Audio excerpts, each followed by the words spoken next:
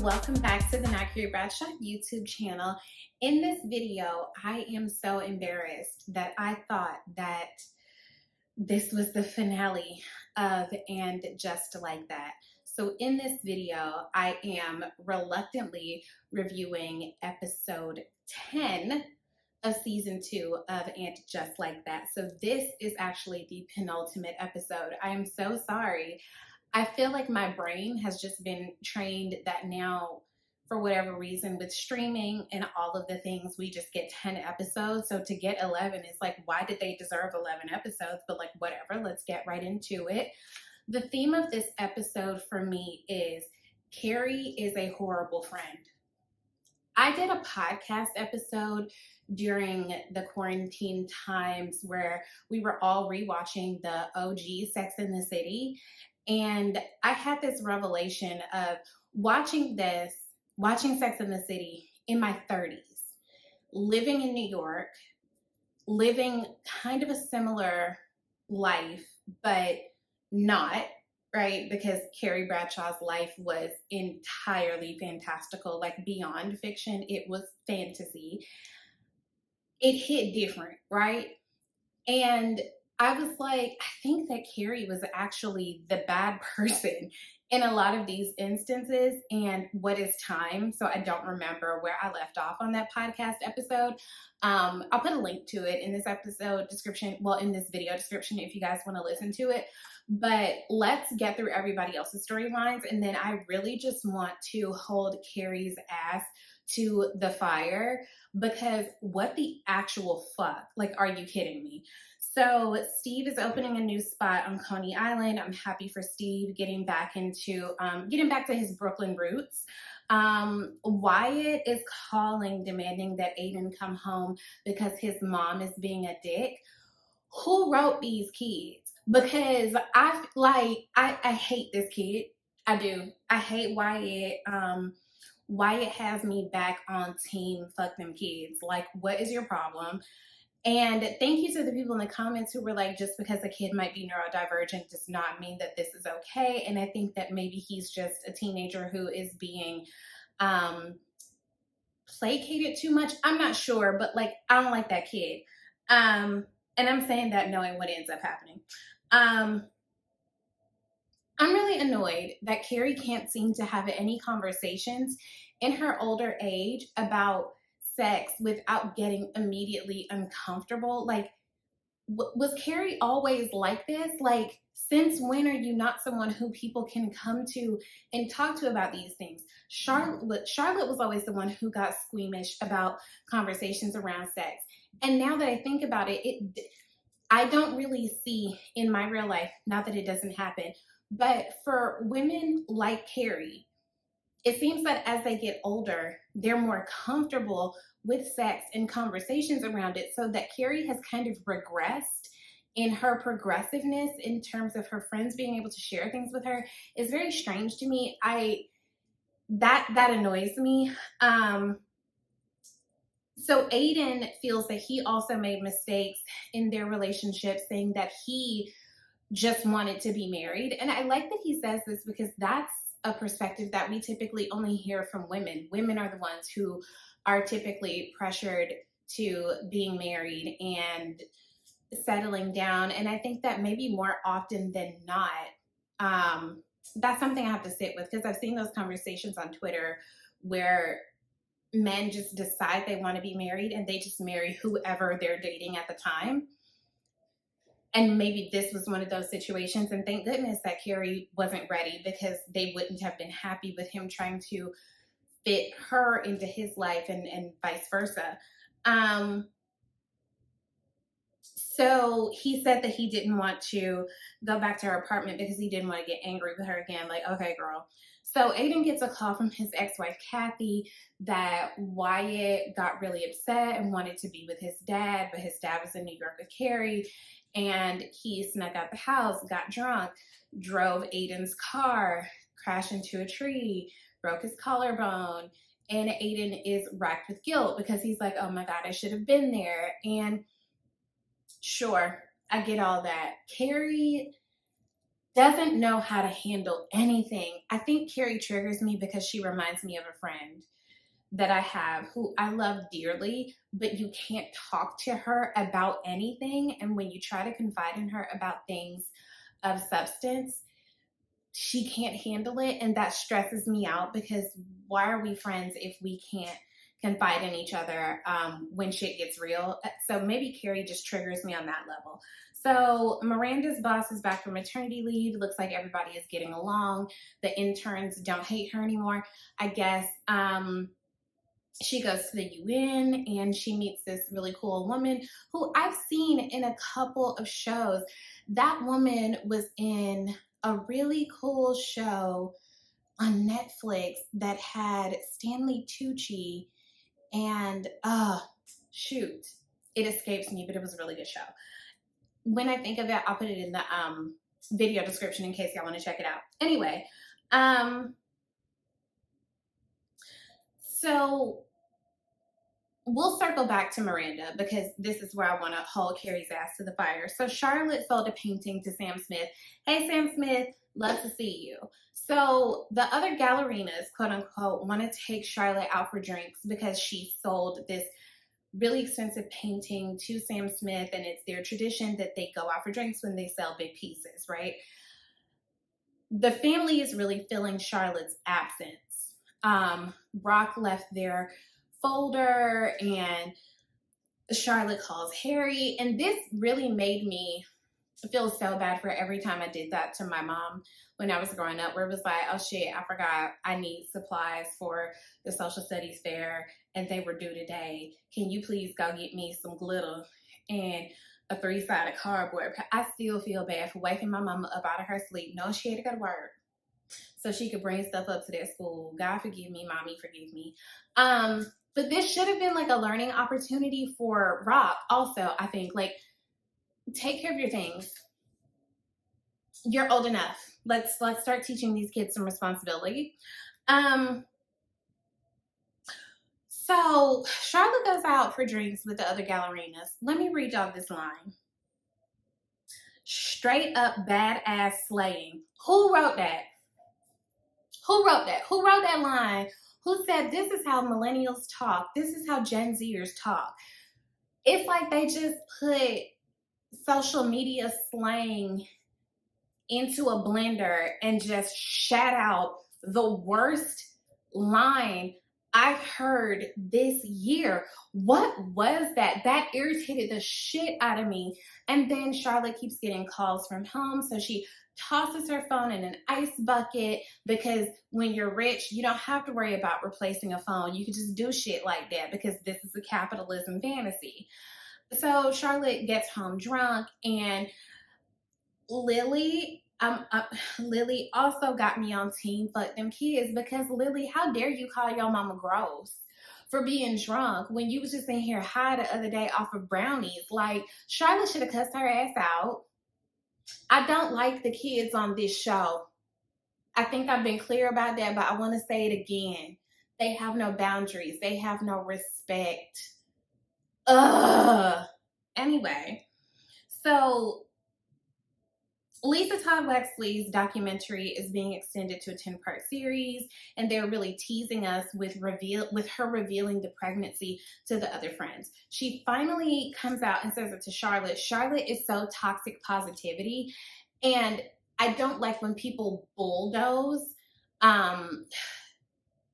I think Charlotte maybe centers herself too much in other people's situations, and it was just like, Charlotte, shut the actual hell up and let her say like she doesn't feel capable of having another baby, juggling all this different stuff. Like, that's okay. I don't think that people really understand that even when folks are married and successful and have resources, they don't always want to have another baby. And abortion is also an option for married couples as well. I've had conversations with some of my like older coworkers who are parents who were like, oh, I don't want to have any more kids. And they were telling me that like they have friends who were like are in their early 40s who had what you call a quote unquote oops baby, and we're like, oh no, I don't know, we don't want this, and they've gotten abortions. And I think it's really interesting. Someone pointed out on social media that for some reason, when her and Herbert were having the conversation, it's great that he said, like, I support whatever you want to do, but they didn't say the word abortion. I'm trying to understand how a show that's so progressive, quote unquote, in some ways, didn't want to be progressive in saying abortion. Like, they had a whole episode about that on the OG Sex in the City, and I'm trying to remember if they used the actual word, but that really was interesting. So Lisa Todd Wexley ends up miscarrying, which that's not a situation that I'm familiar with. She seemed to just be in survival mode about it. Just even the way that she communicated it to Herbert. So Anthony finally gives it up to Giuseppe, right? And I am not a gay man, so I don't want to go into the details of the politics of being a top, a bottom, a verse, whatever. But I think that it's really interesting that even within same-sex couples, the dominator model is still so prevalent. It's like there are these gay men who still want to hold on to this idea of masculinity, so they don't want to be the one who's penetrated. They want to be the one who's penetrating.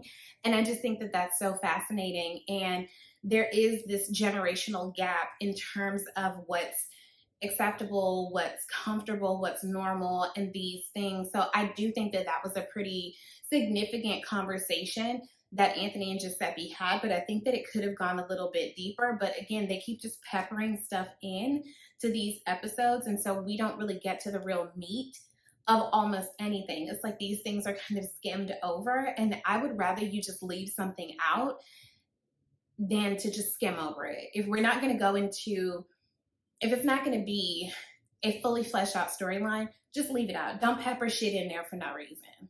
Nobody needs that. The way they playing with Seema and Dr. Naya, why would they give Seema this recycled I love you storyline when it's clear Seema is supposed to be the new Samantha?